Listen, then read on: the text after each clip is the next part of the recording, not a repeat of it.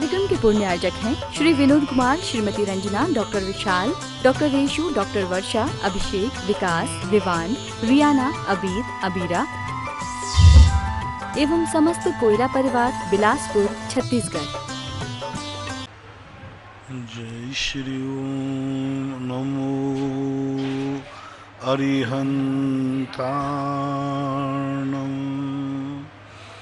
नमो सिद्धाणं नमो आयर्याणं नमो वज्रायाणं नमो लोये संवशाहूणम्।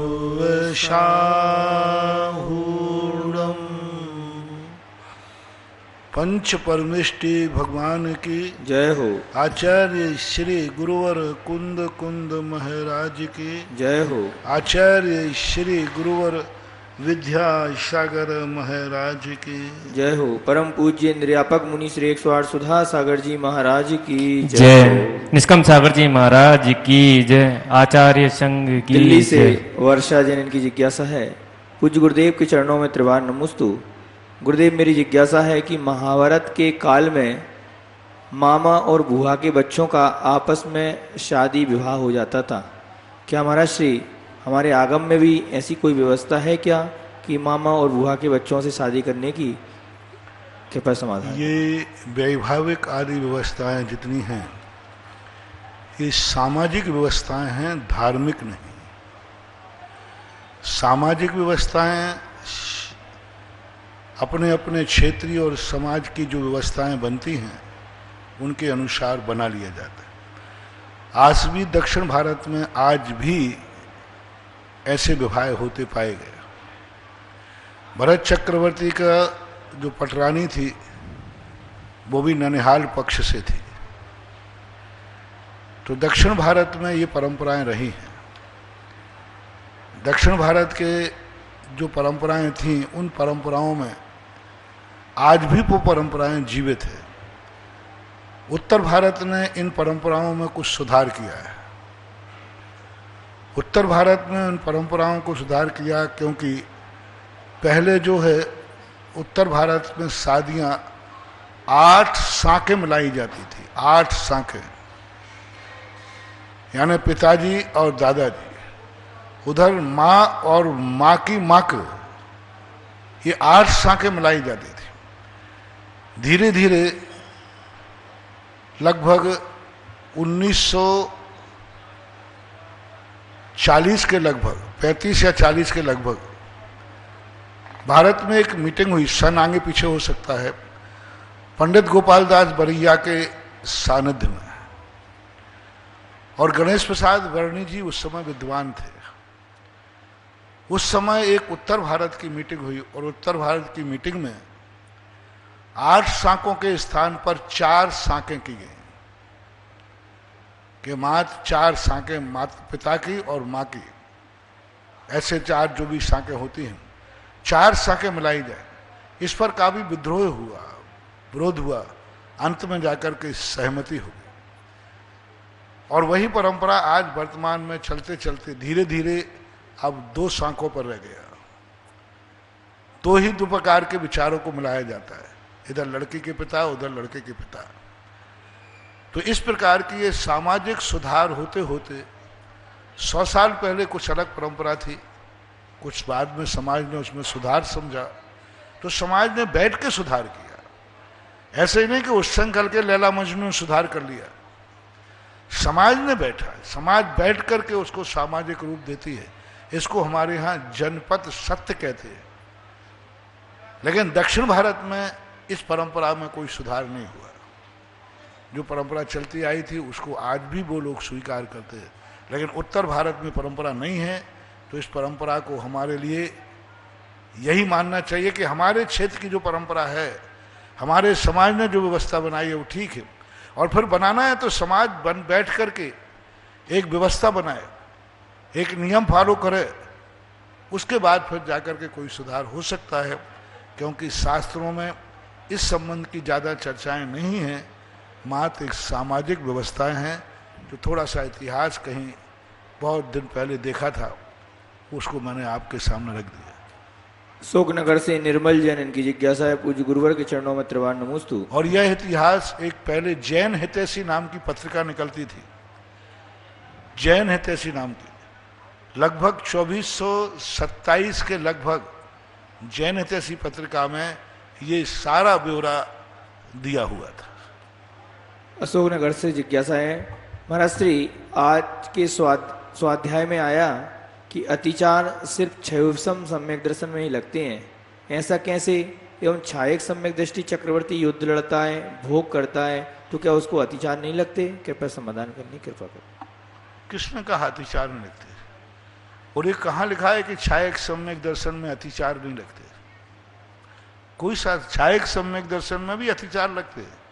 कोई जरूरी नहीं कि जितने अतिचार हों सभी लगे। ठीक है, उसको निसंकेत नाम का, शंका नाम का अतिचार नहीं लगेगा क्योंकि निसंकेत है। जितने अतिचार होते सभी लगना चाहिए नहीं, लेकिन बिल्कुल भी अतिचार नहीं लगते। कांक्षा नाम का अतिचार छायक सम्यक दृष्टि को भी लग सकता है। तो इस प्रकार के कुछ अतिचार ऐसे होते हैं जो ना छायक सम्यक दृष्टि हो, उपसम सम्यक दृष्टि हो, क्षयोपसम सम्यक दृष्टि हो, इनके लिए अतिचार उस समय तो इसलिए नहीं मानते हैं क्योंकि वो एक अंतर मुहूर्त की परिणति होती है। उपसम श्रेणी में को सवाल ही नहीं उठता, लेकिन छायक सम्यक दृष्टि को अतिचार नहीं लगते हैं, ऐसा किसी आगम में हमने देखा नहीं है। हवाई मुंबई से श्रीमती शीला पाटनी, इनकी जिज्ञासा है, पूज्य गुरुदेव के चरणों में नमोस्तु। गुरुदेव, पदार्थ वो हैं जिसमें तत्व पाए जाएं, जीव और अजीव पदार्थ तो समझ में आते हैं, आश्रव से निर्जरा और पुण्य पाप तो अशुद्ध जीव में, मतलब मोक्ष मुक्त जीव में पाए जाते हैं। फिर पदार्थ का नाम अशुद्ध जीव या मुक्त जीव ना देके आश्रवादी तत्व और पुण्य पाप को क्यों लिया है, समझाने की कृपा करें। आपका प्रश्न स्पष्ट नहीं है। संभवतः आप क्या पूछना चाहते हैं? मेरी दृष्टि से आप ये पूछना चाहते हैं आश्रव को पदार्थ में क्यों लिया, बंध को पदार्थ में क्यों लिया? ये तत्व तो हो सकते, पदार्थ कैसे? नहीं, जो जो तत्व है वह किसी ना किसी द्रव्य का है, और जब तत्व बनेगा तो वह पदार्थ जरूर बनेगा। जो जो तत्व होते हैं वह पदार्थ जरूर होते हैं, और जो जो तत्व होते हैं वे किसी ना किसी द्रव्य की परिणति जरूर हो। तद्भावम तत्वम, वो किसी ना किसी के भाव हैं, और जब किसी ना किसी के भाव हैं तो वो किसी ना किसी को कोई ना कोई उपाधि जरूर देंगे, ऐसा होना चाहिए। वैसे आपका प्रश्न स्पष्ट नहीं है। बनगांव से श्रीमती माधुरी जैन की जिज्ञासा है, पूज्य गुरुवर के चरणों में त्रिवार नमोस्तु। महाराज श्री 22 जून के प्रवचन में आपने बताया समय सार के बारे में। जो समय सार पढ़ते हैं उसमें बहुत सारे गुण रहते हैं, परंतु हमने तो समय सार नहीं पढ़ा, हमने अपने गुरु के मुख से ही सुना है, तो उनमें समय सार के गुण कैसे आ जाते हैं? कृपया समाधान करने की कृपा करें। समय सार वो वस्तु है जो पढ़ने से ही आए, कोई नियम नहीं है। समय सार वो एक सहज आत्मा की परिणति है जो कि एक सहज संवेदन में आती है। जो त्रियंशादी होते हैं ये कुछ नहीं जानते, लेकिन उन्हें एक आत्म तत्व की ऐसी उपलब्धि, ऐसा आभास हो जाता है, तो वो एक ऐसी समय सार, तो एक किताबें हैं, ये तो बाजारू किताबें हैं। समय सार एक सहज आत्मा का वह परिणाम है, वह परिणति है जो हमें जीव द्रव्य से आत्मा बना देती है, जीव द्रव्य से आत्मा बना देती है, और आत्मा में भी वह आत्मा बना देती है जो स्वयं समय सार के रूप में प्रतिष्ठित कर देती है। तो आज हमने प्रातःकाल भी कहा था, जीव द्रव्य और आत्मा बहुत अलग चीज है। जीव द्रव्य की वह उच्च दशा है जो बाद में जाकर जीव के नाम से नहीं, आत्मा के नाम से जानी जाती है। सिद्ध जीव नहीं, सिद्ध आत्मा, वो जीव हैं, इसलिए कई अधर सिद्धा न जीवा, लेकिन सिद्ध आत्मा नहीं है, ये नहीं कहा। वो इतने ज्यादा ऊपर उठ गए कि वो सिद्ध जीव के नाम से प्रसिद्ध नहीं, सिद्ध आत्मा, परमात्मा, अरहंत तो सिद्ध भगवान को जीव नहीं कहते, वो जीव हैं, ये मत समझना कि जीव नहीं है। लेकिन जब कोई बड़ा काम कर लेता है तो उसका छोटा टाइटल गौण हो जाता है। बड़ा काम कर लेता है, मान लीजिए कोई छोटे पर्याय छुपे और बड़ा जाकर के बन जाए तो वो छोटा नाम अपने आप गौण हो जाता है। इसी प्रकार जीव से अलग नहीं, लेकिन उनको परमात्मा कहा, जीवात्मा नहीं कहा, परमात्मा। वे ऐसे आत्मक हो गए कि वो परमात्मा का रूप धारण कर। आत्मा और परमात्मा ये जीव की वो उच्च दशाएं हैं जिस दशा में व्यक्ति पहुंचने के लिए, यही तो समय सार में लोग भूल कर रहे हैं। समय सार मात्र किताबों में तैर रहा है, शब्दों में तैर रहा है। समय सार वो एक सहज परिणति है, वो एक आत्मा की चैतन्य चित ज्योति है जो जीव द्रव्य को भी त्रोहित करके जीव को आत्म रूप में प्रज्वलित कर देती है।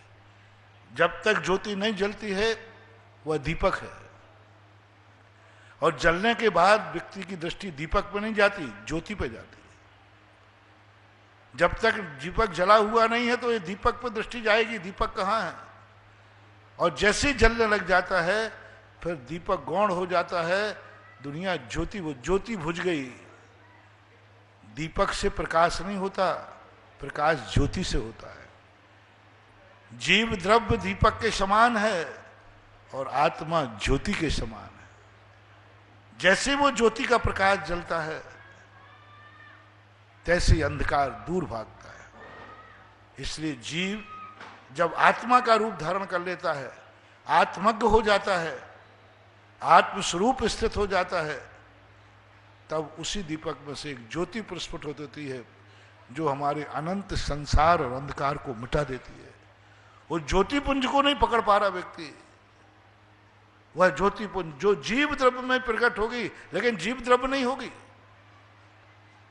जीव द्रव्य में ही होगी। जीव द्रव्य होगा लेकिन वो जीव द्रव्य के नाम से नहीं जाना जाए, वो आत्मा के नाम से जाना जाए। जैसे व्यक्ति जब डॉक्टरेट कर लेता है तो डॉक्टर साहब की मुख्यता हो जाती है, लोग नाम नहीं जानते, ये डॉक्टर साहब है, सब लोग कहते हैं डॉक्टर साहब है। अरे भाई नाम भी तो उनका है, वो आज भी है, वो रहेगा, लेकिन प्रसिद्धि किस नाम से होती है? डॉक्टर नाम। इसी प्रकार जब वह आत्मा की तरफ दृष्टिपात, वो जब अध्यात्म में उतरता है तो अध्यात्म जीव का दर्शन नहीं कराता, अध्यात्म आत्मा का दर्शन कराता है, आत्मा का स्वरूप बताता है, आत्मा का वैभव बताता है, वो चित ज्योति का वैभव बताता है। अमृत चंद सूरी महाराज ने उसे कहा ज्योति को पकड़ो, दीपक को नहीं। वो ज्योति को पकड़ो और वो ज्योति तुम्हारा अंधकार मिटाने वाली है। तो उससे पढ़ने और नहीं पढ़ने से कोई मतलब नहीं, वो एक आत्मा का सहज परिणति है। कोटा से निर्मला जैन इनकी जिज्ञासा है, पूज्य महाराज श्री के चरणों में नमोस्तु। महाराज श्री, क्या ऐसे पुद्गल परमाणु भी हैं जो अनादिकाल से शुद्ध हैं और अनंत काल तक शुद्ध ही रहेंगे? कृपया समाधान करें। ऐसे भी कोई पुद्गल परमाणु हैं जो अनादिकाल से शुद्ध हैं और अनादिकाल तक, अनंत काल तक शुद्ध रहेंगे? आचार्यों के इसमें दो मत हैं। पूज्यवर अकलंग स्वामी ऐसा मानते, लेकिन पूज्यवर पूज्यपाद स्वामी यह कहते हैं कि ऐसा कोई परमाणु नहीं है जो अनादि अनंत रूप परमाणु। उन्होंने परमाणु की उत्पत्ति ही भेदादणु, भेद से उत्पत्ति मानी, और भेद से जब उत्पत्ति मानते हैं तो अनादि अनंतपना अपने आप खत्म हो जाता है।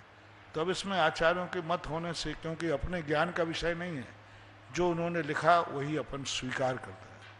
भीलवाड़ा से नमन जैन की जिज्ञासा है, पूज्य महाराज श्री के चरणों में नमोस्तु। महाराज श्री, धर्म अधर्म आकाश काल का स्वाभाविक परिणमन भी होता है या वैभाविक?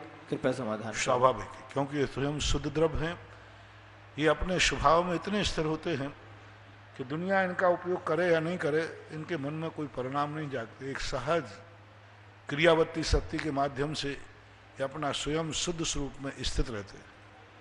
कोटा से मंजू जैन इनकी जिज्ञासा है, महाराज श्री, किन्हीं आचार्यों ने ज्ञान को स्वरूप प्रकाशी कहा है और किन्हीं आचार्यों ने दर्शन को स्वपर प्रकाशी कहा है, तो सही क्या है? कृपया स्पष्ट करने की कृपा करें। दोनों सुपर प्रकाशी होते हैं। ऐसा किसी आचार्य ने कहा कि ज्ञान पर प्रकाशी है, दर्शन सो। ये जरूर आता है। पूज्यवर वीर सेन स्वामी महाराज ने धवला जी के अंदर दर्शन को स्वयग्राही कहा, अंतर्ग्राही कहा, ज्ञान को परग्राही कहा। तो उसका अर्थ ये नहीं लेना कि स्वयग्राही दर्शन सामान्य सत्ता अवलोकन करता है, यानी वो मात्र एक सामान्य स्व सत्ता को पकड़ता है, और परग्राही यानी ये विशेष असाधारण को पकड़ता है।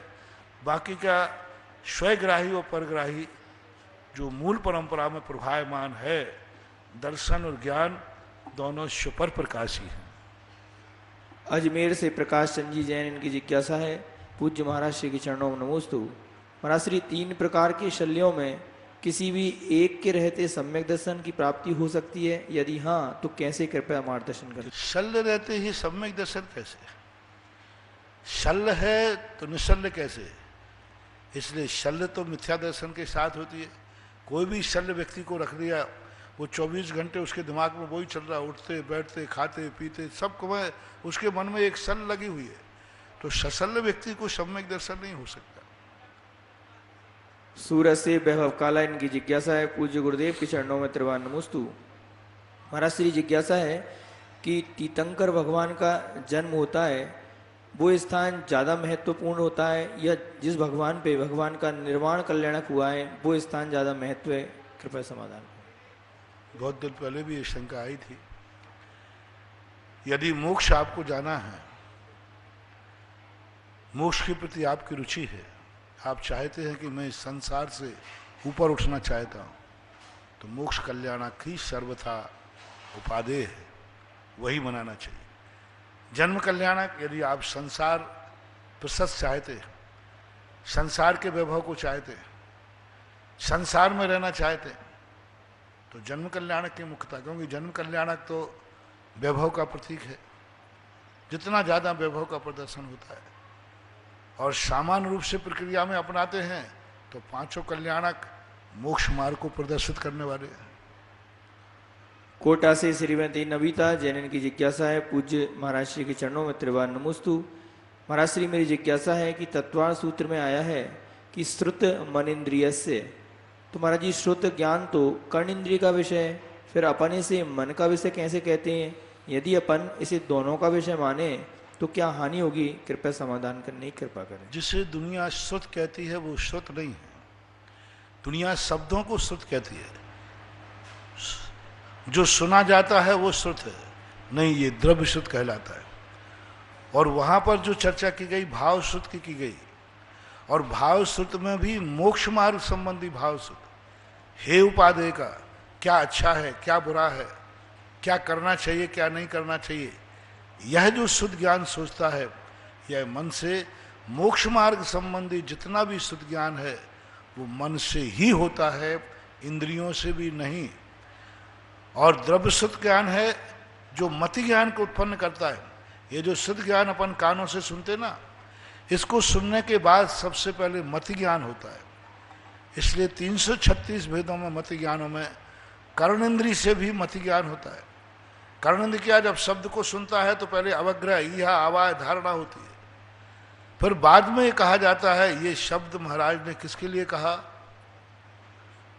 किसके लिए कहा, क्यों कहा, ये जो सारा सोच होता है ये मन के द्वारा होता है, ऐसा माना। महाराज श्री, किस इंद्रिय के अभाव में जीव कल्याण नहीं कर पाएगा? क्या ज्ञान को भी अपन किंचित इंद्रिय मान सकते हैं या नहीं? कृपया समाधान। नहीं, ज्ञान इंद्रिय नहीं होता।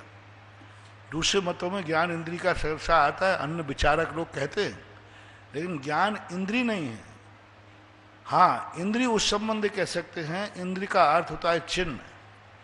तो यदि आत्मा का चिन्ह लक्षण माने तो बहुत द्रावड़ी प्राणायाम करके हम ज्ञान को इंद्रिय कह सकते हैं, लेकिन वस्तुतः ज्ञान इंद्रिय नहीं है। जो प्रचलन में 5 इंद्रियां होती हैं, ये 5 इंद्रियां पुद्गल के सहभागी होती है, आत्मा की सहयोगी होती है, लेकिन ज्ञान का तो संबंध आत्मा के साथ तादात्म्य संबंध है। हाँ, आत्मा का लिंग होने से ज्ञान को इंद्रिय कहें तो कह सकते हैं, लेकिन जो इंद्रियों का व्यापार होता है ऐसा व्यापार आत्मा ज्ञान का नहीं होता। इनका एक पूछना और है महाराज जी, किस इंद्रिय के अभाव में जीव कल्याण नहीं कर पाएगा? पंच इंद्रियों के अभाव में भी पंच इंद्रिय होना जरूरी है। जैसे आज प्रातः काल हमने कहा था, आंख जो देखती है हमें वही अनुभव नहीं करना। आंख से मैं जो देखना चाहता हूं, आंख के लिए मैं नहीं हूं, मेरे लिए आंख है। आंख का गुलाम ने मैं नहीं हूं, आंख मेरी गुलाम है। आंख मालिक नहीं है, मैं मालिक हूं। जो मैं देखना चाहता हूं आंख को वह देखना पड़ेगा, ज्ञानी कहता है। और अज्ञानी कहता है आंख जो दिखाती है मैं देख लेता हूं, वो आंख का गुलाम हो गया। इसलिए इंद्रियां निषेध नहीं है। इंद्रियां जब अपने अनुकूल हो जाएं तब, तो इंद्रिय के अभाव में कल्याण होता है नहीं, इंद्रिय के सहयोग होने में कल्याण होता है। क्योंकि संगी पंच इंद्रिय हुए बिना सम्यक दर्शन ही नहीं होगा, आगे कल्याण क्या होगा। तो इंद्रियां सहयोगी होना चाहिए, ना कि इंद्रियां हावी होना चाहिए। 12 से पंकज पाटनी इंजीनियर की जिज्ञासा है, पूज्य महाराज श्री के चरणों में नमोस्तु। महाराज श्री, बाहुबली भगवान की प्रतिमा मूलनायक के रूप में वेदी पर विराजमान कर सकते हैं या नहीं? कृपया सवाल। नहीं, मूलनायक के रूप में बाहुबली को नहीं बनाया जा सकता, क्योंकि वो सामान्य केवली है, श्रद्धा के विषय है, आस्था के विषय है। लेकिन श्रद्धा और आस्था अलग चीज होती है और व्यवस्था अलग चीज होती है। मूल नायक तो 24 तीर्थंकरों में से ही कोई तीर्थंकर बनेंगे, वो ही मूल नायक के स्थान पर स्थापित किए जाते हैं, बाहुबली नहीं। नसीराबाद से अशोक कुमार जैन की जिज्ञासा है, पूज्य महाराज श्री के चरणों में नमोस्तु। महाराज श्री, अधिकांश तीर्थंकरों की कुल आयु की दृष्टि से उनका संयम काल की तुलना करें तो वह बहुत कम या कहें नगण्य रहा। हरिनाथ भगवान का तो सबसे कम मात्र 6 दिन ही था और अधिकांश का 1 माह से लेकर 12 वर्ष तक ही रहा, और लाखों वर्षों की अपनी आयु को उन्होंने मात्र सतगृहस्थ बनकर संसार को अच्छी तरह से भोगने में व्यतीत किया। तो इस युग में जवानी में ही मुनि बनकर संयम मार्ग चुनने की बजाय क्या हमारे लिए भी तीर्थंकरों की तरह अपने जीवन को प्लानिंग करना श्रेयस्कर नहीं है? युवा अवस्था में ही संयम अपनाकर और मुनि बनकर घर छोड़ने की बजाय क्या हमारे लिए अपने जीवन के अंतिम कुछ दिनों को महाव्रतों व संलेखना के लिए सुरक्षित रखकर शेष जीवन को अनुव्रतों की पालना करते हुए या उनका अभ्यास करते हुए इस संसार को तीर्थंकर की तरह भोग कर व्यतीत करना श्रेयस्कर नहीं है? और क्या महाराज श्री, लोकतंत्र के इस युग में अपने आहार विहार और निहार के लिए श्रावकों पर या समाज पर निर्भर रहने की बजाय अपने कुटुंबीजनों पर निर्भर रहना श्रेयस्कर नहीं है? कृपया समाधान करने की कृपा करें। तुम्हारा सोच बहुत छोटा है। सावन के आंधरे को हरा ही हरा दिखता है। तीर्थंकरों ने लाखों वर्ष भोगों में नहीं बिताए, तीर्थंकरों ने लाखों वर्षों तक संसार की व्यवस्था बनाई। संसार को व्यवस्थित कैसे चलाना? यदि जीवन भर भी तुम संसार को चलाओगे तो जीवन भर संसार को कैसे चलाना? तो उन्होंने संसार को भोगा नहीं है, संसार को संभाला है। एक बार मेरे से किसी व्यक्ति ने कहा, महाराज आप राम राम की चर्चा करते हैं।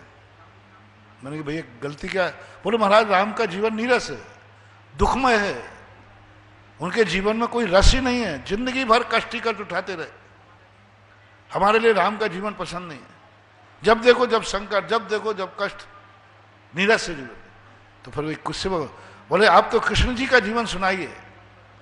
कृष्ण जी का जीवन रस लीला से भरा हुआ है, रस लीला से भरा। भूख लगे तो चोरी करके खा लो। रामचंद्र जी तो भूखे मर जाए, चोरी खावे ही नहीं। रामचंद्र जी तो कहते भूखे मर जाओ लेकिन चोरी मत करो। हमें तो कन्हैया जी अच्छे लगते हैं, भूख लगे तो किसी की दहड़ी फोड़ो और खा जाओ। और देखो महाराज गोपियों के साथ रस लीला करना कितना मजेदार है। आप कृष्ण जी की बात ज्यादा किया करो, राम जी की नहीं। मैंने कोई बात नहीं, मुझे तो क्या राम और क्या श्याम, कृष्ण जी की कर लूंगा। हाँ महाराज कृष्ण जी जो करते थे वो हम सब करने को तैयार है। मैंने की प्रॉमिस, कृष्ण जी जो करते थे हम करने को तैयार है। बोले कर लूंगा, जो कर चोरी करना मैं कर लूंगा, गोपियों के साथ रंगलीला बनाना बना लूंगा। मैंने कहा यही नहीं, कुछ और भी करना पड़ेगा। जब गायों पर संकट आया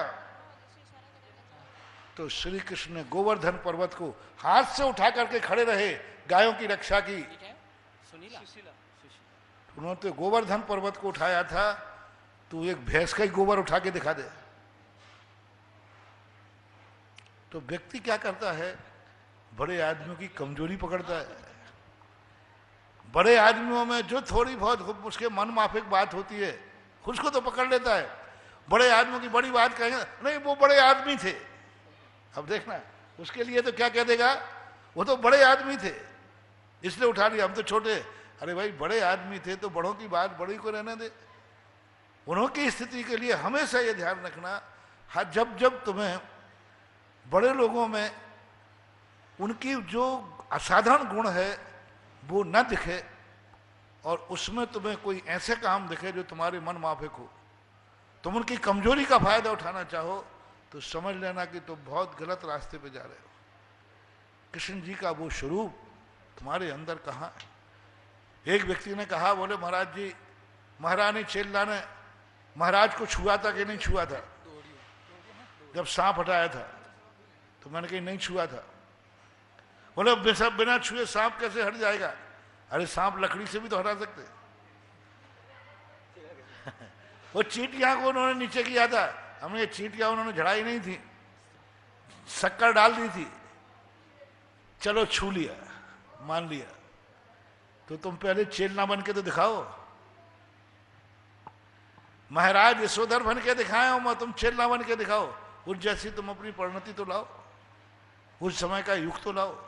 तो लोग क्या है कि प्रमाद को बहुत जल्दी पकड़ते हैं, अपने अंदर घटे, बाकी सब नहीं घटित करेंगे। तो ये सब चीजों पर विचार करना चाहिए। तीर्थंकरों ने व्यवस्था बनाई और उनका पुण्य निधत्त निकाचित था, वो छोड़ना चाहते थे। दूसरी बात जो आपने कही, कुटुंब की बात जो आपने कही, नहीं, प्रजातंत्र हो चाहे राजतंत्र हो, कुटुंब के अधीन होकर के कभी उनकी दीक्षा बन ही नहीं सकती, क्योंकि उसमें ममत्व भाव आएगा। सवाल भोजन का नहीं है, परिवार जब भी भोजन देगा उसमें राग का कण भरेगा, श्रद्धा भक्ति कौन हो जाएगी। और जो श्रावक देगा वो भक्ति भाव से देगा, साधु लेगा तो उसमें भी ममत्व भाव आएगा। इसलिए ये किसी भी हालत में संभव नहीं। ये सोच तुम्हारा कम्युनिस्ट लोग जो होते हैं उनके ऐसे सोच होते हैं, और आदर्श लोगों का ऐसा सोच कदापि नहीं होता। वर्तमान युग के ज्येष्ठ एवं श्रेष्ठ आचार्य गुरुवर विद्यासागर जी महाराज के आज्ञानुवर्ती शिष्य निर्यापक श्रमण मुनिपंगो श्री सुधा सागर जी महाराज द्वारा प्रायोजित जिज्ञासा समाधान का कार्यक्रम सुन रहे हैं, उन सभी की ओर के पूज्य गुरुदेव के चरणों में बारंबार नमोस्तु नमोस्तु नमोस्तु।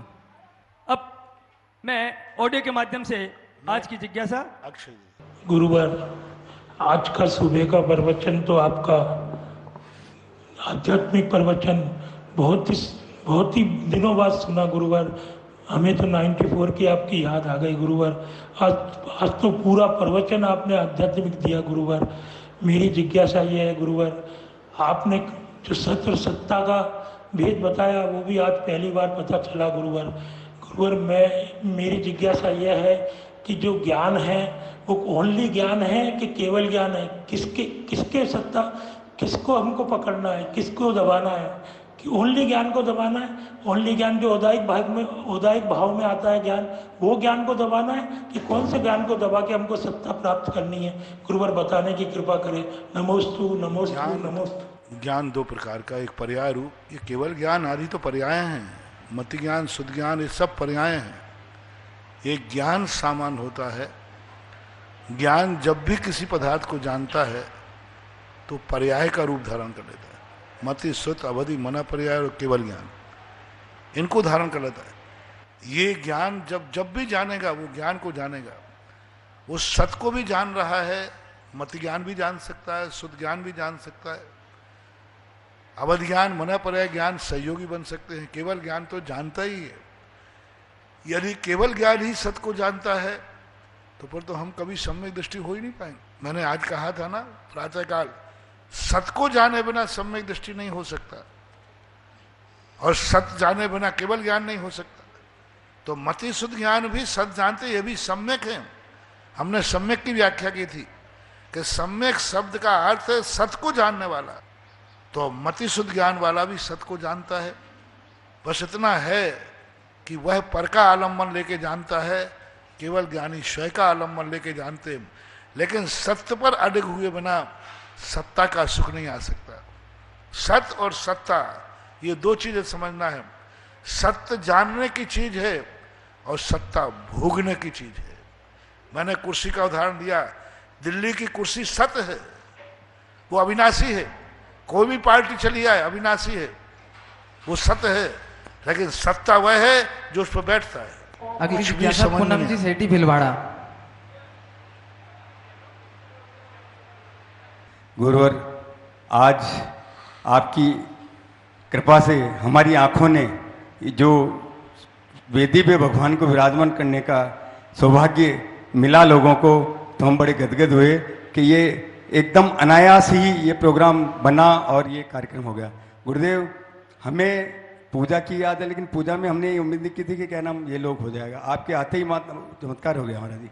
मेरा प्रश्न ये है गुरुदेव कि वेदी में अष्ट प्रातिहार्य रखना क्या आवश्यक है, और अष्ट मंगल द्रव्य भी रखना आवश्यक है? कई मंदिरों में नहीं होता है, कई मंदिरों में होता है, तो होता है तो उनको किस क्रम में से रखा जाए गुरुदेव? जरूरी नहीं है, क्योंकि मूर्तियां जो हैं, मूर्तियों में ही पावटी पे अष्टप्रातिहार्य खुद जाना चाहिए। रखने में कोई लोग क्या है, मूर्तियां दब जाती हैं, मूर्तियां ढक जाती हैं, प्रातिहार्य बड़े हो जाते, मूर्तियां छोटी हो जाती, और प्रातिहार्य तो प्रातिहार्य होना चाहिए, लेकिन वे प्रातिहार्य वेदी में बने हुए रहना चाहिए। वेदी में बनवा दीजिए, और या फिर उनकी ऐसी व्यवस्था हो जिससे वेदी का स्वरूप न बिगड़े, भगवान का दर्शन करने में व्यवस्था बनी रहे। समूषण में जो अष्टप्रातिहार्य होते हैं वे व्यवस्थित होते हैं, उसमें किसी के दर्शन को बाधा नहीं पहुंचती, बल्कि अच्छे लगते हैं। आप कोई लोग प्रातिहार्य स्टील के रख देते हैं, कोई पीतल के रख देते हैं, और प्रातिहार्य कई बार गिर जाते हैं, उठ जाते हैं, तो ये सारी अभिनय होती है। तो व्यवस्थित ढंग से यदि रखे जाएं तो कोई बाधा नहीं है, उनको व्यवस्थित करना चाहिए। नमोस्तु गुरु, नमोस्तु, मेरा और मेरे परिवार की तरफ से कोटि कोटि नमोस्तु नमोस्तु नमोस्तु। महाराज जी, मेरा प्रश्न ये है कि 13 द्वीपों में स्वयंभू रमण का नाम ही नहीं, समुद्र का नाम नहीं आया, वो कहाँ पे है? स्वयंभू रमण का नाम शास्त्रों में आता है, क्यों नहीं आता? 13 द्वीप में तो नहीं आया ना। 13 द्वीप में नहीं, वो तो असंख्यात द्वीप के पार है, वो जहां है वहीं नंबर में तो आएगा। 13 द्वीपों में स्वयंभू रमण द्वीप समुद्र नहीं है, असंख्यात द्वीप समुद्र पार करने के बाद अंतिम द्वीप समुद्र है। 13 में कैसे आया? 13 तो ये बहुत पास ही है, निकट ही है। 13 द्वीपों का इसलिए नाम प्रसिद्ध है कि 13वें द्वीप तक ही अकृत्रिम चैत्यालय होते हैं। अष्टम द्वीप नंदीश्वर में, फिर अंत में जाकर के जो रुचकवर 13वां द्वीप है, उस द्वीप में जिनालय है, उसके बाद फिर कहीं जिनालय नहीं है। इसलिए 13 द्वीप जिनालय कारण प्रसिद्ध हैं। स्वयंभू रमण अंतिम है, शास्त्रों में आता है। नमोस्तु स्वामी, नमोस्तु। अगली जिज्ञासा सारिका जी जैन तैयार रहेंगे, पंडित ब्रजेश जैन शास्त्री महुआ।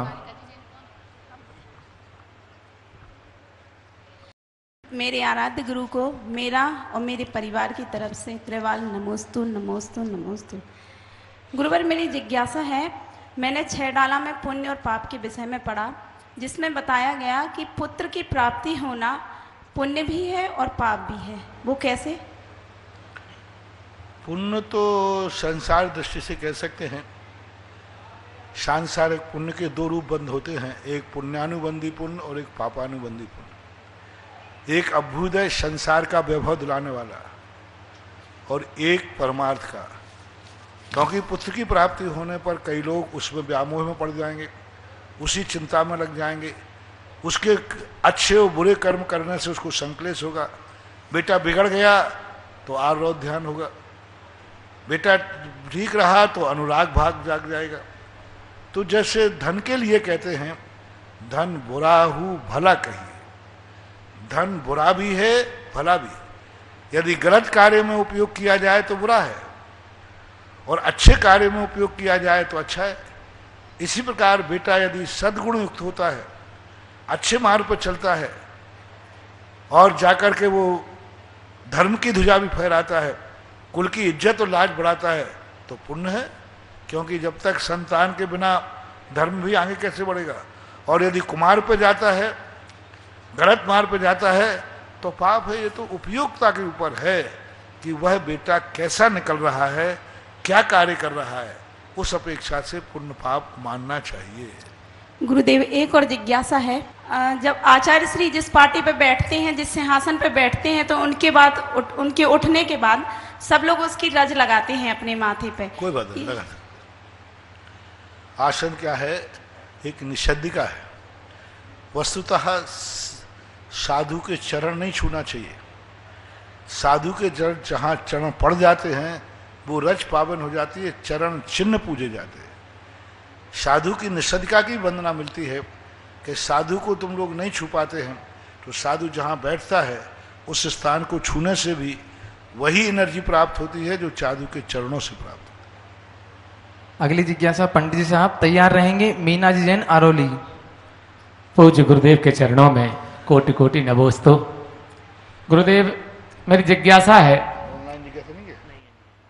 कि आचार्य श्री का प्रवेश जब बुंदेलखंड में नहीं हुआ था, उसके पहले बुंदेलखंड के अधिकांश क्षेत्रों पर जीर्णोद्वार के लिए, नवनिर्माण के लिए राजस्थान वालों के, दिल्ली, बॉम्बे, कलकत्ता वालों के पार्टियां लगे मिलते थे। लेकिन जब से आचार्य श्री ने दान का महत्व बताया, दान के लिए प्रेरणा की और आपने शांति धारा अभिषेक का महत्व बताया, तब से गुरुदेव ये हाल है कि अब अगर देशनोदय में या तपोदय में भी कोई 10 बोलियां लगती हैं तो उसमें से 6 बोलियां बुंदेलखंड की आ जाती हैं।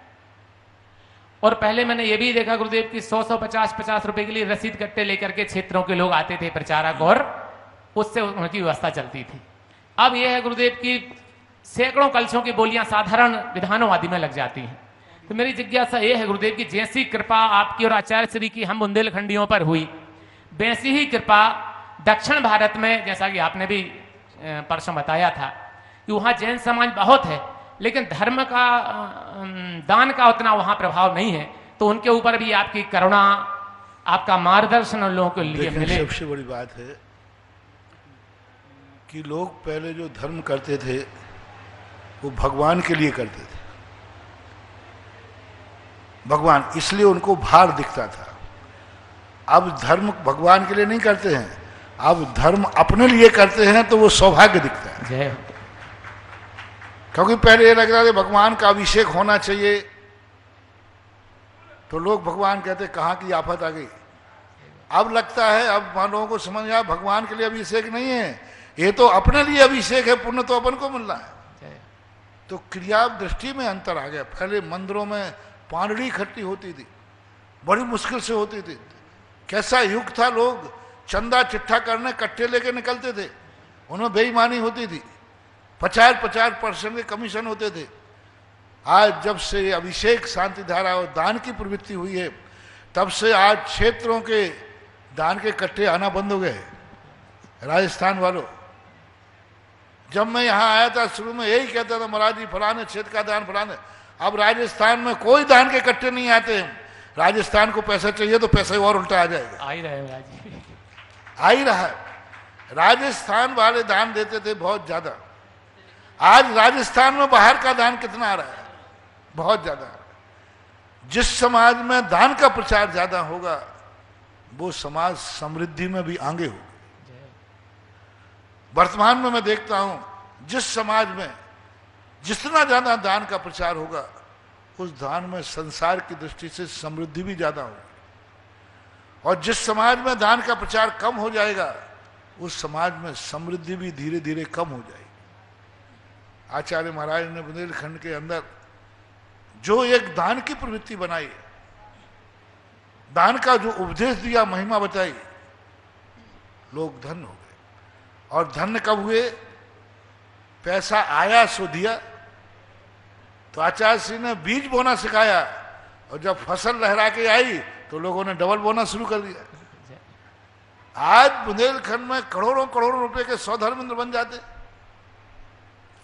तो ये सारी चीजें, इसलिए तो मैं कहता हूं दान बीज है, जो व्यक्ति बोएगा वही फलेगा। और बिना बीज के कितना भी तुम मेहनत कर लेना, पूर्व भाव का पुण्य है तब तक तो मिल जाएगा, आगे सब खलास हो जाएगा। दान ही एक बीज है जो संसार की सुख समृद्धि को दे सकता है, और दान का सदुपयोग होना भी जरूरी है। आचार्य महाराज जिन क्षेत्रों पर कुछ भी व्यवस्था नहीं थी, मैं कह रहा हूं कि कुछ भी नहीं था, वहां के एक मैनेजर लगा रहता है, उसका वेतन नहीं होता था। आज उन क्षेत्रों पर कितने नौकर लगे, कितने मैनेजर, कितनी धर्मशालाएं, मात्र मेला भरते थे तीर्थ क्षेत्रों पर, बस धर्मशालाएं बनी थी जो मेला के लिए बनती थी। साल भर में एक बार मेला होगा, उतनी धर्मशाला।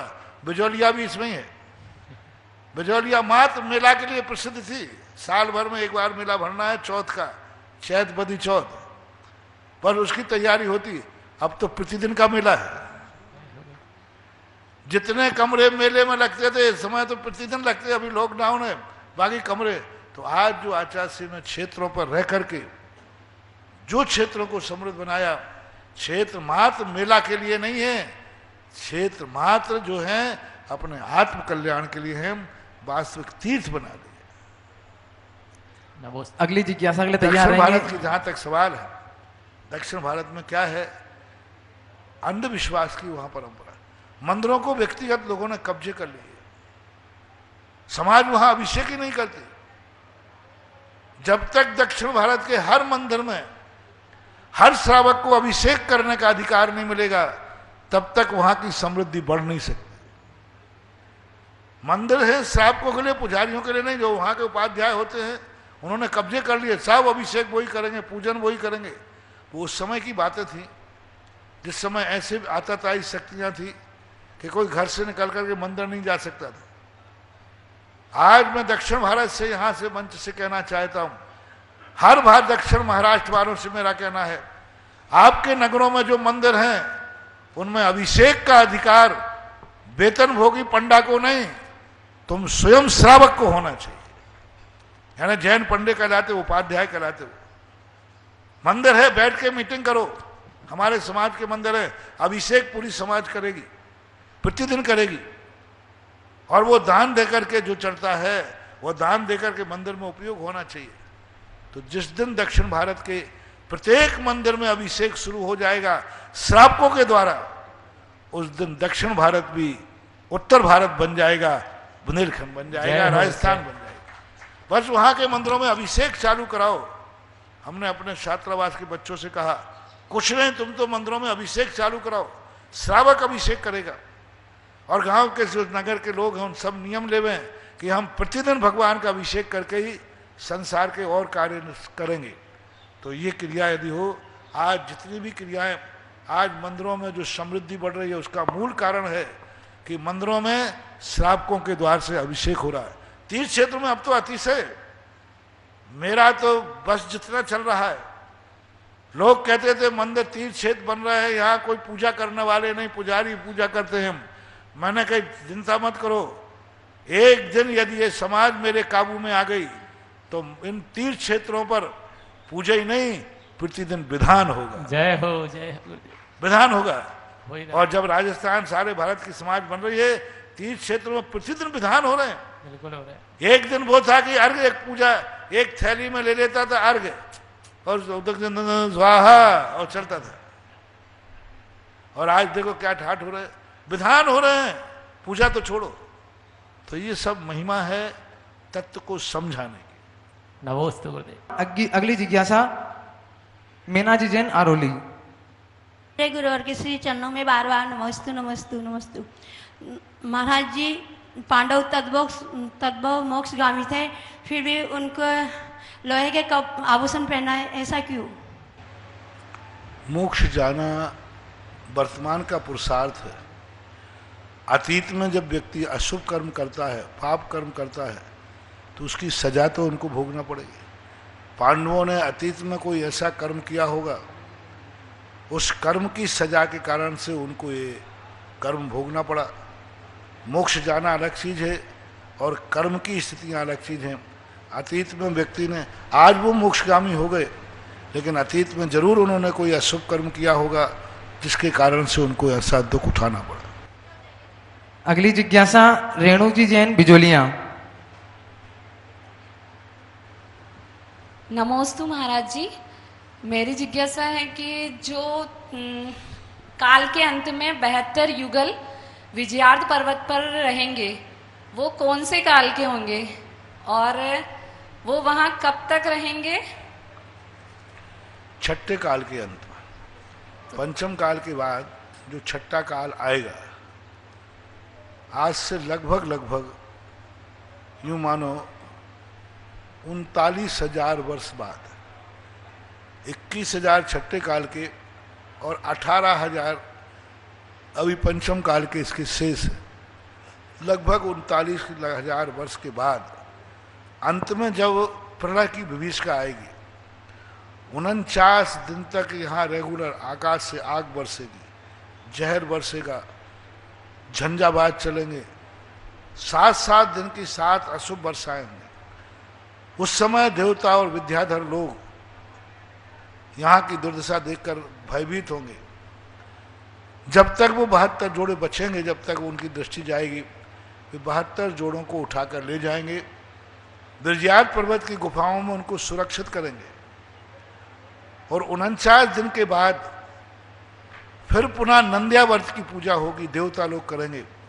वे भयभीत होकर के ऐसा प्रलय कब तक पड़ेगा, जैसे देवता समय इस पृथ्वी पर ऐसी आग जलेगी कि ये पहाड़ जल करके राख हो जाएंगे।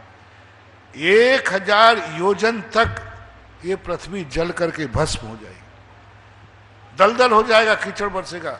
वो नंद्यावर्त ऊपर आए, ऊपर क्या नंद्यावर्त देखने में आएगा, उसी समय देवता उस नंद्यावर्त को नमस्कार करेंगे, उसकी पूजा करेंगे।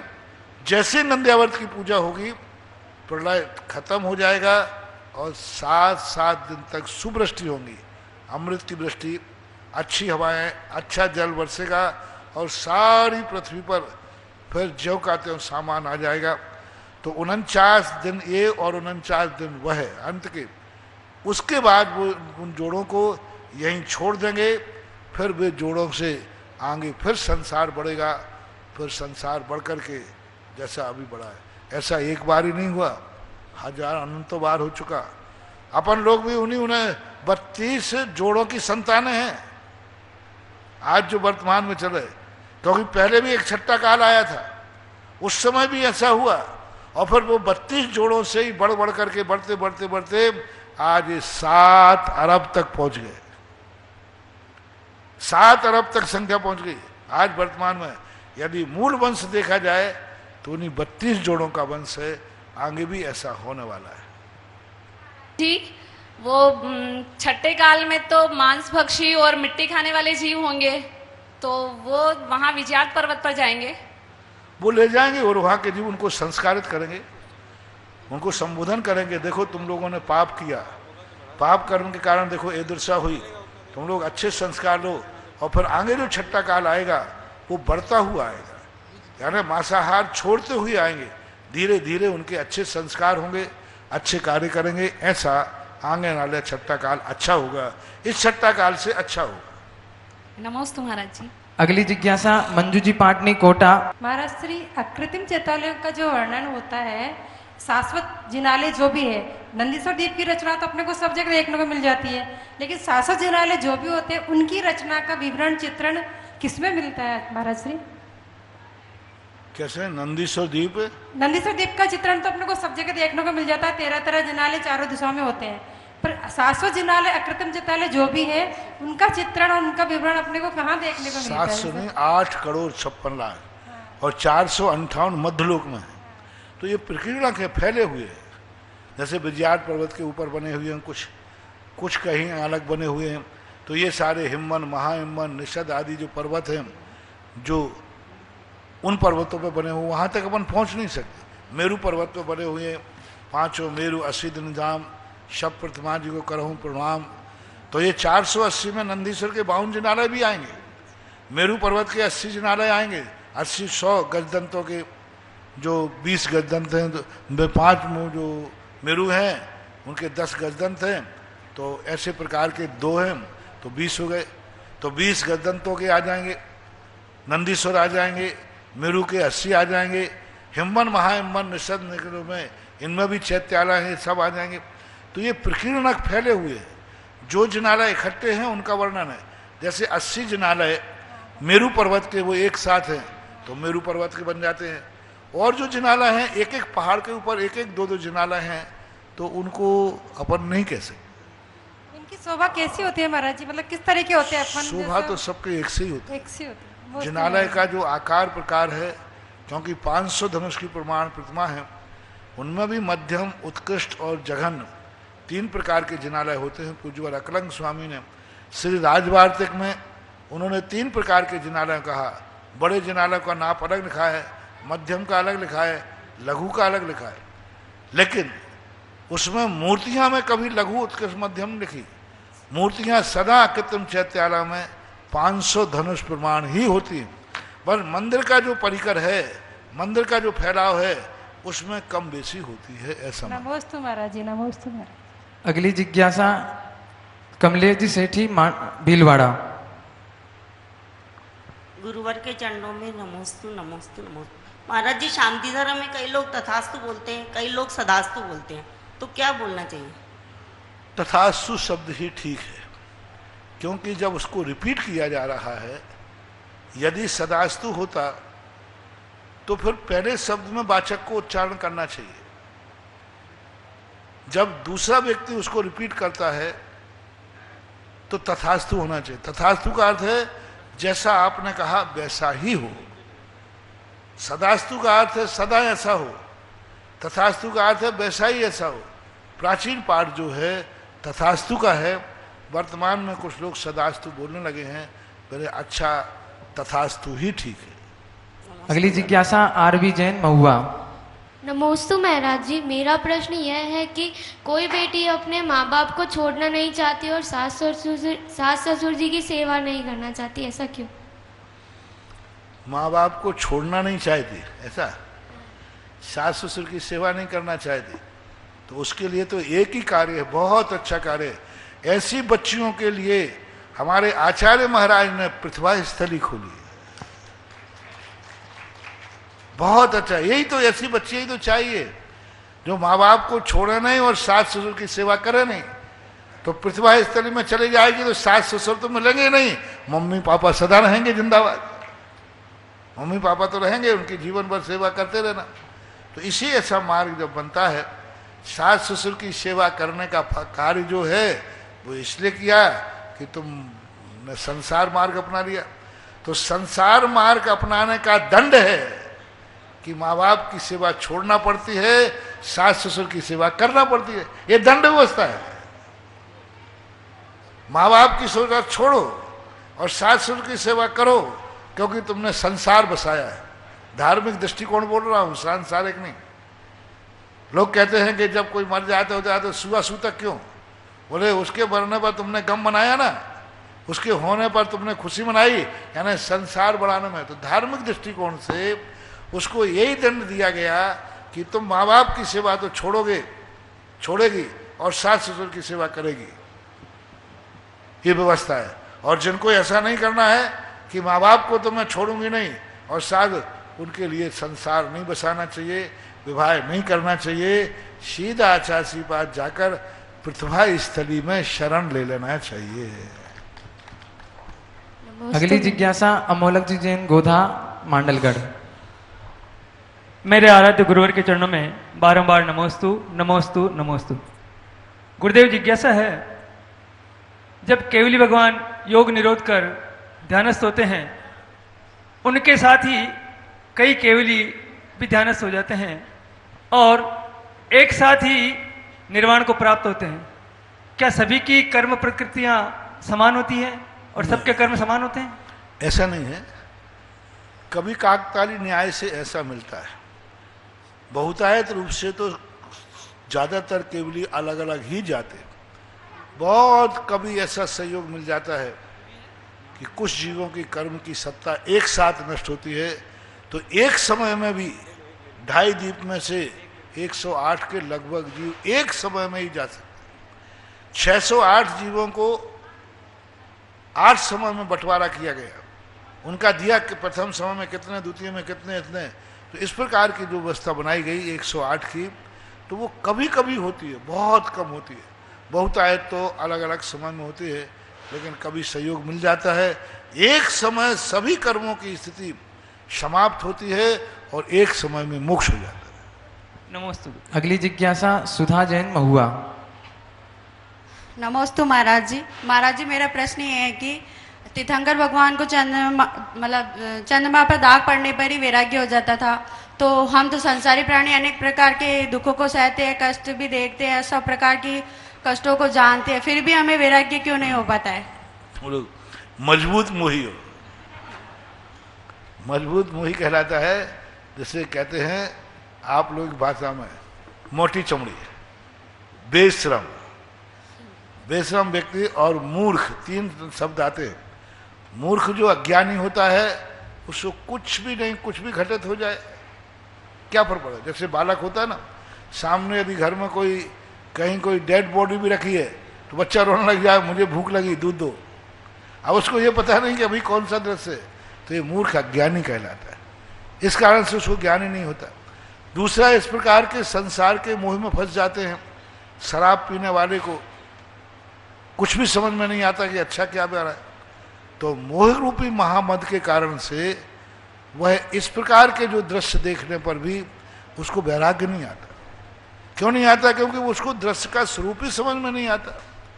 जो होश में हो, जागृत मन हो, आसन्न भव्य हो, सम्यक ज्योति जिनकी जल रही हो, वे व्यक्ति एक सफेद बाल देखकर वैराग हो जाता था, एक भौरा हुआ भौरे को देखकर वैराग हो गया, बादलों का विघटन देखकर वैराग हो गया, बिजली की चमक देख के वैराग हो गया। बिजली की चमक देखी और उनको ओह, संसार बिजली के समान नश्वर है, वैराग हो गया। तो ये जागृत मन वालों की बात है। यहाँ पंचम काल में ज्यादातर लोग नशे में हैं, मोह रूपी नशा है, जिस कारण से ऐसा होता है। इस कार्यक्रम के पूर्ण आयोजक हैं श्री विनोद कुमार, श्रीमती रंजना, डॉक्टर विशाल, डॉक्टर रेशु, डॉक्टर वर्षा, अभिषेक, विकास, विवान, रियाना, अबीद, अबीरा एवं समस्त कोयला परिवार, बिलासपुर, छत्तीसगढ़।